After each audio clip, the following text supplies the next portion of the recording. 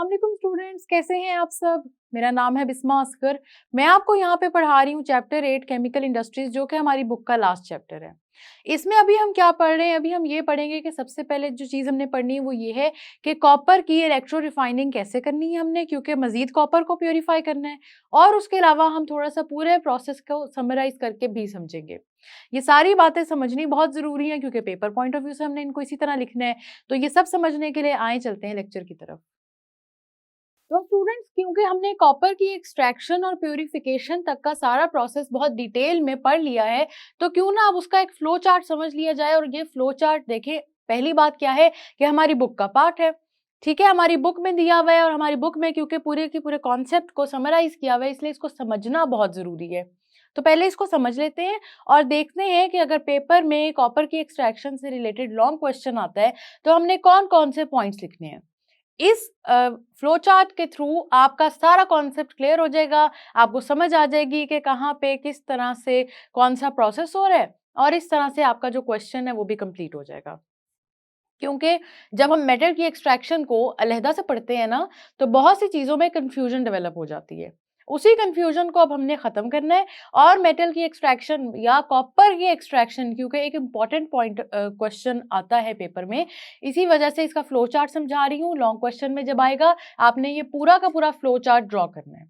ठीक है, समझ लेते हैं हम इसको। सबसे पहले आप यहाँ पे देख सकते हैं कि ये पूरा फ्लो चार्ट, अगर आप कहें कि इसका क्या नाम होगा, तो आप सबने याद रखना है कि एक तो ये मेटलर्जी का प्रोसेस है, ठीक है, मेटलर्जी का प्रोसेस है। और मेटलर्जी में भी किस चीज का प्रोसेस है स्टूडेंट्स, ये है एक्सट्रैक्शन ऑफ कॉपर, ठीक है, एक्सट्रैक्शन ऑफ कॉपर। हम कॉपर की एक्सट्रैक्शन अब देखेंगे और फ्रॉम द फर्स्ट पॉइंट देखेंगे, क्योंकि ये समराइज किया हुआ है ना। लेकिन समराइज क्यों किया हुआ है, हमारी बुक में फ्लो चार्ट का मकसद क्या है। मकसद ये है कि कुछ बातें ऐसी हैं जो जब हम कॉन्सेप्ट पढ़ रहे थे, तो क्योंकि हमने वो वन बाय वन करके नहीं पढ़ी, हमने अलहदा अलहदा पढ़ी है, तो उसकी वजह से कन्फ्यूजन हो जाती है। अब मैं आपको ये इकट्ठा समझा देती हूँ ताकि जो हमारी कन्फ्यूजन है वो खत्म हो जाए। आप देख सकते हैं सबसे पहले लिखा हुआ है क्रस्ट ओर, ये यहाँ पे फर्स्ट स्टेप है, ठीक है। क्रस्ट ओर का क्या मतलब है, ओर है मिनरल है, मतलब वो मिनरल जो जिससे आप मेटल को एक्सट्रैक्ट कर सकते हैं। ये ओर कहीं पे प्रेजेंट है, जहां पे भी प्रेजेंट है वहां से इस ओर को एक्सट्रैक्ट किया गया, निकाला गया है। और किस तरह निकाला गया है कि ये क्रस्ट फॉर्म में निकला है, ठीक है। फिर क्या हुआ फिर ये हुआ कि इसकी इम्प्योरिटीज को रिमूव किया गया। और इम्प्योरिटीज को रिमूव करने के लिए आप सबको याद होगा कि फर्स्ट स्टेप हमारे पास ये होता है कि हमने हमेशा उसकी जो अर्थली इम्प्योरिटीज है ना, उनको रिमूव करना होता है। अर्थली इम्प्योरिटीज कौन सी होती हैं, जैसे उसके साथ कोई मट्टी हो जाए, कोई रॉक्स हो जाए, उस तरह से हमने रिमूवल करना है। अब आपसे अगर पेपर में पूछा जाता है कि कॉपर की एक्सट्रैक्शन में कौन सा तरीका यूज हुआ है कॉन्सेंट्रेशन के लिए, ठीक है, पहला स्टेप तो यही है ना, पहला स्टेप है कॉन्सेंट्रेशन, ठीक है।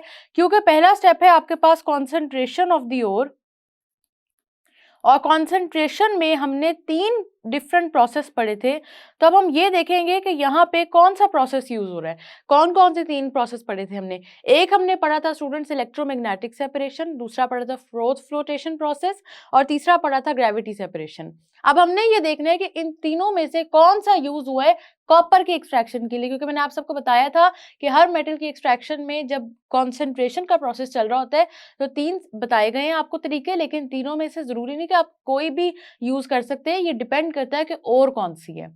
तो इस और में आप देख सकते हैं कि फ्रोथ फ्लोटेशन का प्रोसेस यूज किया गया। फ्रोथ फ्लोटेशन का प्रोसेस क्या होता है कि आपके पास ये वेटिंग प्रॉपर्टी है, और को ऑयल से वेट करते हैं, और बाकी आप जो गैंग है उसको वाटर से करते हैं। उसके अलावा ये फ्रोथ की फॉर्म में चला जाता है आपका और, जिसको अलहदा कर लिया जाता है, ठीक है। एगिटेशन होती है in the presence of air, ये सारे के सारे कॉन्सेप्ट्स हम पहले समझ चुके हैं। अब आपके पास कॉन्सेंट्रेटेड और आ गई है, और कौन सी और है, ये कॉपर पायराइट या कैल्कोपायराइट, आप जो मर्जी कह लें, ये दोनों एक ही चीज के नाम है। कॉन्सेंट्रेटेड का मतलब होता है कोई चीज जब बहुत ही ज्यादा अमाउंट में प्रेजेंट होती है, तो ये आपके पास क्योंकि अब और कॉन्सेंट्रेटेड है ना, उसके अंदर जितनी इंप्योरिटीज थी, जिस तरह सैंड हो गई या कोई भी हो गई ना, अर्थली इंप्योरिटीज जिसको फिजिकल तरीके से रिमूव किया जा सकता है, वो रिमूव हो गई हैं, ठीक है।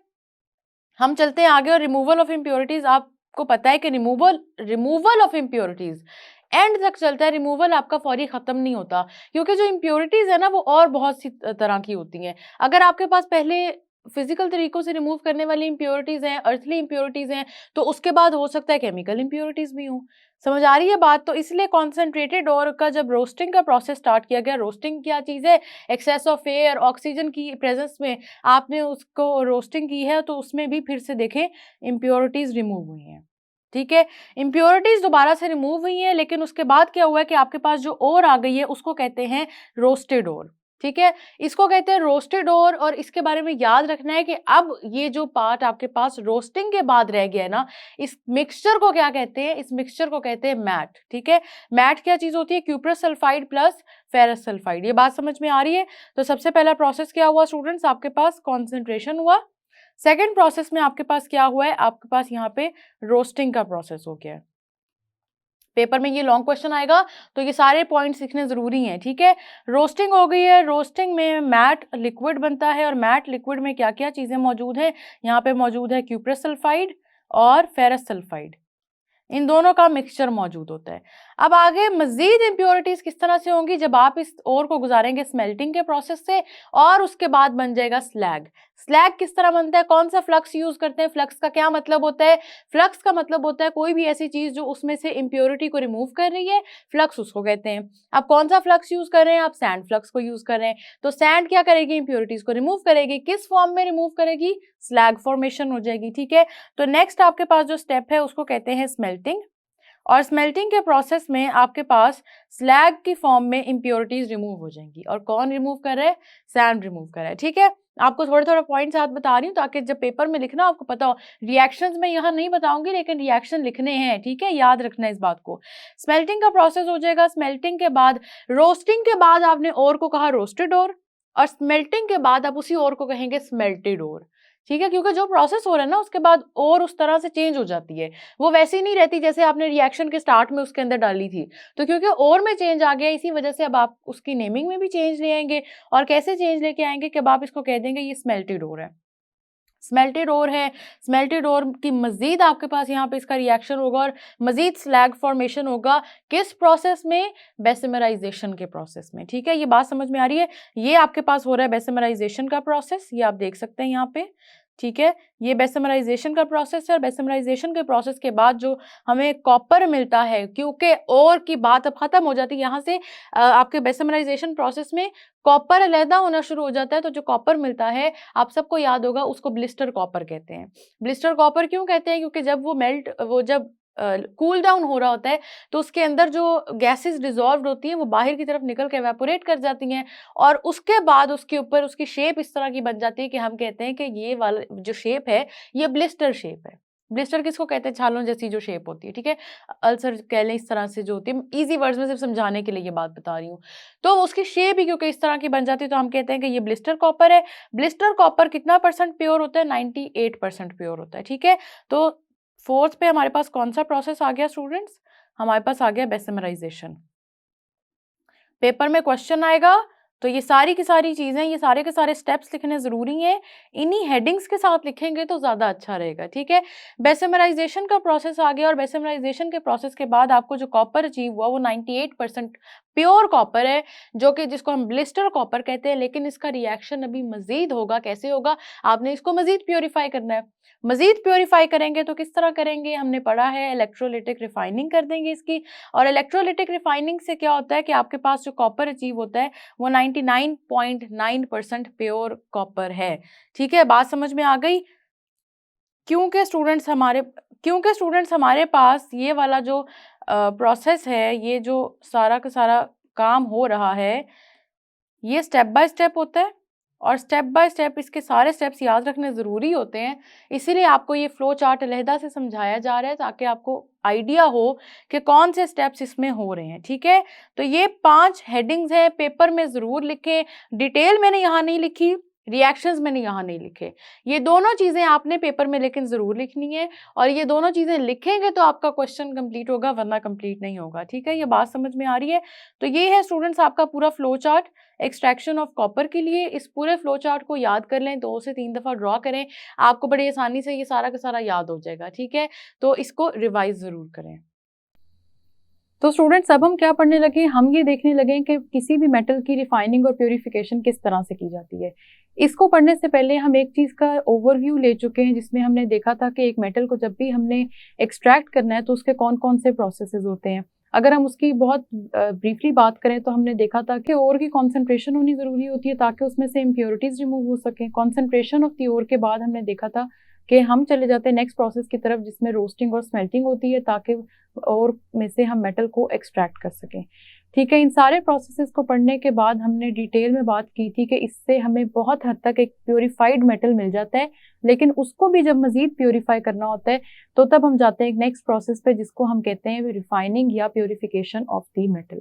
ठीक है, मैं इसको रिमूव कर देती हूँ और आगे हम बात करते हैं यहाँ पे।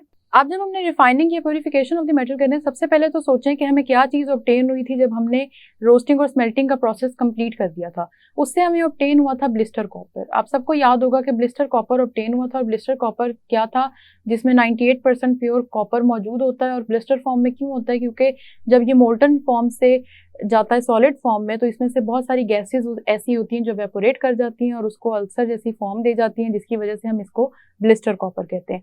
अब इस ब्लिस्टर कॉपर को मजीद प्योरीफाई करना बहुत ज़रूरी है, और उस प्रोसेस के लिए हम एक और प्रोसेस कैरी आउट करते हैं जिसको कहते हैं इलेक्ट्रोलिसिस। इलेक्ट्रोलिसिस को आप सबने बहुत डिटेल में 9th क्लास में पढ़ा है, इसलिए आप सबको पता होगा कि इलेक्ट्रोलिसिस के प्रोसेस को कंप्लीट करने के लिए, कैरी आउट करने के लिए जो कुछ ज़रूरी चीज़ें होती हैं, उनमें सबसे पहले होता है इलेक्ट्रोलिटिक सेल। ठीक है, इलेक्ट्रोलिटिक सेल का होना ज़रूरी है ताकि ये पता चले कि आखिर ये प्रोसेस किस में हो रहा है। इलेक्ट्रोलिटिक सेल बहुत ईजी वर्ड्स में अगर मैं बताऊं तो उस कंटेनर को कहते हैं जिसके अंदर ये प्रोसेस कंटिन्यू हो रहा होता है।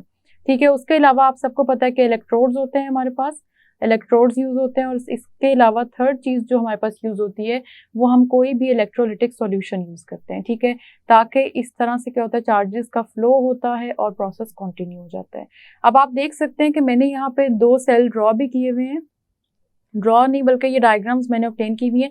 ये बिल्कुल आपके बुक की डायग्राम्स हैं, लेकिन इनको समझना कैसे और हम इनको क्यों यूज़ कर रहे हैं अभी हम इस पर थोड़ी देर तक बात करते हैं। लेकिन आपने पहले जो बात ज़रूरी याद रखनी है वो ये है कि हम बात कर रहे हैं यहाँ पे कॉपर की।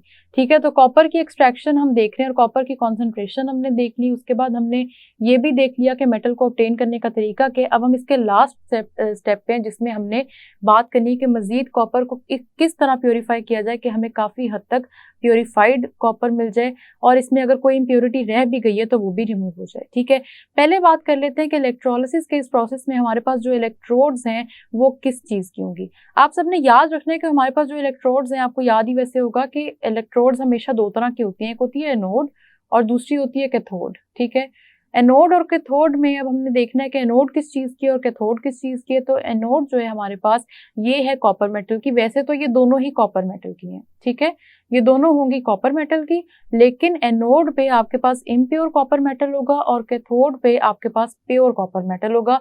ये बड़ी इंपॉर्टेंट चीज़ है, ये याद रखनी है कि एनोड पे इम्प्योर कॉपर है। ठीक है, इम्प्योर कॉपर, और कैथोड पे आपके पास होगा प्योर कॉपर। अब इसकी क्या ज़रूरत है, इसको क्यों यूज़ करें, इसकी बात हम थोड़ी देर में करते हैं। लेकिन अभी आप इतनी बात को याद रख लें कि इलेक्ट्रोड्स में से एनोड पे होगा इम्प्योर कॉपर और कैथोड पे होगा प्योर। और एनोड्स हो या इलेक्ट्रोड हो, इस प्रोसेस में हमने इलेक्ट्रोड्स दोनों ही कॉपर की लेनी है और हमने इनको सस्पेंड कर देना है किसी भी इलेक्ट्रोलिटिक सॉल्यूशन में। अब इलेक्ट्रोलिटिक सॉल्यूशन की बात कर लेते हैं कि हमारे पास इलेक्ट्रोलिटिक सॉल्यूशन किस चीज़ का होगा। तो इलेक्ट्रोलिटिक सॉल्यूशन आपने याद रखना है कॉपर सल्फेट और सल्फ्यूरिक सल्फेट का इकट्ठा होगा। ठीक है, सल्फ्यूरिक एसिड और कॉपर सल्फेट का इकट्ठा इलेक्ट्रोलिटिक सॉल्यूशन होगा। ये मैं डिफरेंट कलर से लिख देती हूँ ताकि आप सबको याद रहे कि इसमें कॉपर सल्फेट होगा, साथ ही साथ इसमें सल्फ्यूरिक एसिड ऐड हुआ होगा। ठीक है, ये दोनों चीज़ें ऐड हुई होंगी, इसका एक इलेक्ट्रोलिटिक सॉल्यूशन बन जाएगा, जिसकी वजह से ये प्रोसेस अब इसके बाद कंटिन्यू कर सकेगा। अब हम बात करते हैं कि इलेक्ट्रोलिसिस का प्रोसेस यहाँ पे कंटिन्यू करेगा कैसे। सबसे पहले आपके सामने ये एक डायग्राम है, आप इसको देख सकते हैं, ये हमारी बुक की डायग्राम है और इसी को हम एक्सप्लेन करेंगे और इस प्रोसेस को समझने की कोशिश करेंगे। इस डायग्राम पे सबसे पहले तो अगर आप देखें कि यहाँ पे मैंने चार्जेस नहीं बनाए हुए, यहाँ पे चार्जेस होंगे माइनस और प्लस के, क्योंकि जाहिर सी बात है इलेक्ट्रोड्स कनेक्टेड हैं, चार्जेस का फ्लो होगा तो ये चार्जेस तो लिखे होने ज़रूरी हैं। अब सबसे पहले तो यहाँ पे ना आपने याद रखना है कि अभी प्रोसेस स्टार्ट नहीं हुआ है। ठीक है, तो अगर प्रोसेस स्टार्ट नहीं हुआ तो इसका मतलब है कि ये उस तरह का सेल है जिसको हमने रिएक्शन स्टार्ट करने से पहले लिया है। इसकी लेबलिंग कर लेते हैं। इम्प्योर कॉपर एनोड वो इनमें से इलेक्ट्रोड है जो कि बहुत ही ज्यादा थिक फॉर्म में है, ठीक है। ये जो थिक ब्लॉक आपको नजर आ रहा है ये है आपके पास इम्प्योर कॉपर एनोड का, ठीक है। ये आपके पास एनोड है जो कि इम्प्योर कॉपर की है। और जो आपको बहुत थिन सा ब्लॉक नजर आ रहा है ना, ये आप सबने याद रखना है स्टूडेंट्स के ये आपके पास कैथोड है। और कैथोड पे क्या चीज थी, कैथोड पे आपके पास प्योर कॉपर था, ठीक है। तो थिक ब्लॉक होगा आपके पास, जो आपके पास है ना प्योर कॉपर, उसका तो होगा थिन ब्लॉक। आपको मैं यहाँ पे अलग से लिख के बता देती हूँ कि एनोड थिक ब्लॉक के फॉर्म में होगी, ठीक है। और जो कैथोड है वो आपके पास बहुत ही बारीक सी फॉर्म में होगी और उसके ऊपर क्या है, प्योर कॉपर है, थिन सा ब्लॉक होगा इसका, ठीक है। ये बात समझ में आ गई। इलेक्ट्रोलाइटिक सॉल्यूशन की भी लेबलिंग कर लेते हैं। तो सॉल्यूशन पे अभी हमने बात की कि ये इलेक्ट्रोलाइट सॉल्यूशन वो है कि जिसमें H2SO4 है और साथ ही साथ कॉपर सल्फेट का सॉल्यूशन है। ये फॉर्मूलाज आई होप कि अब तक आपको याद हो गए होंगे क्योंकि हमने बुक में इनका बार बार जिक्र किया है, ठीक है। अब ये वो रिएक्शन इस तरह से आपने सेल जो है ना अपना सेटअप कर देना और इसका मजीद रिएक्शन परफॉर्म करना है। अब जैसे ही ये इलेक्ट्रोलाइटिक प्रोसेस कंटिन्यू होना शुरू हो जाएगा ना, तो थोड़ी देर बाद क्या होगा वो मैं आपको एक और डायग्राम से बताती हूँ। ये है नेक्स्ट डायग्राम। डायग्राम्स हमारी बुक की हैं, इनको देख के परेशान नहीं होना, बुक की डायग्राम से नथिंग न्यू, लेकिन ये बुक की डायग्राम से हमें ये पता चल रहा है कि प्रोसेस हो किस तरह से रहा है, ठीक है। ये मैंने चार्जेस ड्रॉ कर दिए हैं। अब होगा क्या स्टूडेंट्स के ये जो आपको पहली डायग्राम में नजर आ रहा है ना कैथोड, जो कि बड़ा ही एक आप देख सकते हैं कि बहुत ही बारीक सा ब्लॉक है, इसके ऊपर आके कॉपर जो है वो डिपॉजिट करना शुरू हो जाएगी और जो प्योर एनोड की है ना इस पे से निकलेगी कॉपर, ठीक है। अब क्या सोल्यूशन ऐसे होगा, अब प्रोसेस होगा ऐसे कि जैसे ही आप इसमें से इलेक्ट्रिक करंट पास करेंगे ना सोल्यूशन में से, तो इलेक्ट्रिक करंट के पास करने की वजह से एनोड जो कि हमारे पास इम्प्योर कॉपर है उस पे से जो कॉपर आइंस हैं वो सोल्यूशन में डिसॉल्व करने शुरू हो जाएंगे। ये कहाँ से आ रहे हैं, ये एनोड से आ रहे हैं। आप सबको याद होगा हाफ सेल रिएक्शंस होते हैं ना, हाफ सेल रिएक्शंस होते हैं इलेक्ट्रोलाइटिक सेल के, जिसमें एनोड का रिएक्शन हम अलहदा से स्टडी करते हैं और कैथोड का अलहदा से स्टडी करते हैं।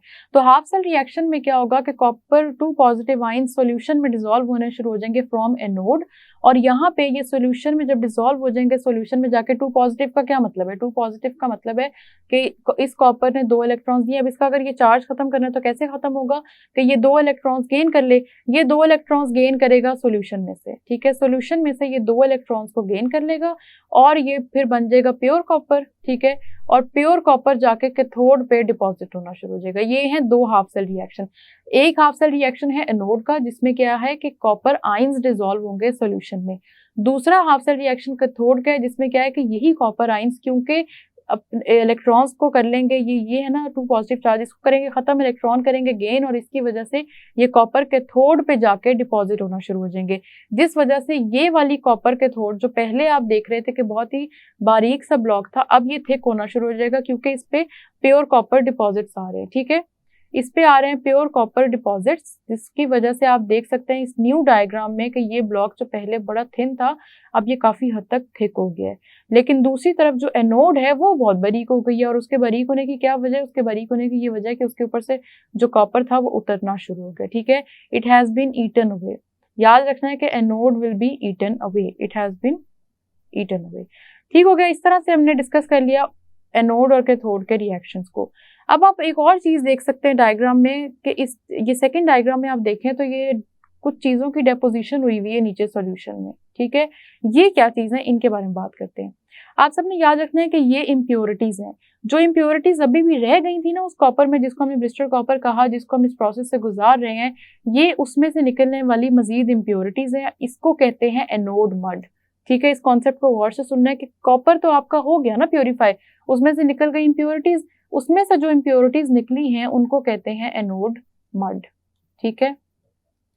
अब इस एनोड मड में होता क्या है, इस एनोड मड में आप सबने याद रखना है गोल्ड और सिल्वर जैसी इम्प्योरिटीज आती हैं। पेपर में पूछा भी जाता है कि एनोड मड किस चीज का बना होता है, तो आपने याद रखना है कि क्योंकि हम अभी मेटल की एक्सट्रैक्शन, जिस मेटल की एक्सट्रैक्शन की बात करें वो है कॉपर, तो कॉपर के जो एनोड मड होगा उसमें गोल्ड और सिल्वर की इम्प्योरिटीज होंगी, ठीक है। इस तरह से ये पूरा का पूरा प्रोसेस कंटिन्यू करेगा, इम्प्योर कॉपर एनोड से डिसॉल्व होता जाएगा। अब आपने ये नहीं समझ लेना कि जो एनोड पे कॉपर है वो बड़ा प्योर है, वो इम्प्योर कॉपर है, ठीक है। कैथोड पे प्योर कॉपर आएगा, एनोड पे नहीं आएगा, वो डिसॉल्व होगा, वो फिर कैथोड पे जाकर डिपॉजिट हो जाएगा, और साथ ही साथ जितनी इम्प्योरिटीज हैं वो एनोड की फॉर्म, एनोड मड की फॉर्म में डिपॉजिट होने शुरू हो जाएंगी। इस तरह से कॉपर ऑब्टेन हो जाएगा और जितनी इम्प्योरिटीज हैं वो अलहदा हो जाएंगी। तो स्टूडेंट्स, मैंने आपको समझाया कि आपके पास कॉपर को मजीद प्योरीफाई करने का जो तरीका है, जो उसकी इलेक्ट्रो रिफाइनिंग है, वो किस तरह से होगी। बेसिकली इलेक्ट्रोलिसिस है ना। साथ ही साथ मैंने आपको पूरे प्रोसेस का एक फ्लो चार्ट भी समझाया है। पेपर में अगर इससे रिलेटेड लॉन्ग क्वेश्चन आएगा तो आपने ये पूरा फ्लो चार्ट लाजमी ड्रॉ करना है, ठीक है। इससे आपका क्वेश्चन कंप्लीट हो जाएगा। खैर, आप इसको रिवाइज करें। हम मिलेंगे नेक्स्ट लेक्चर में, तब तक के लिए अल्लाह हाफिज।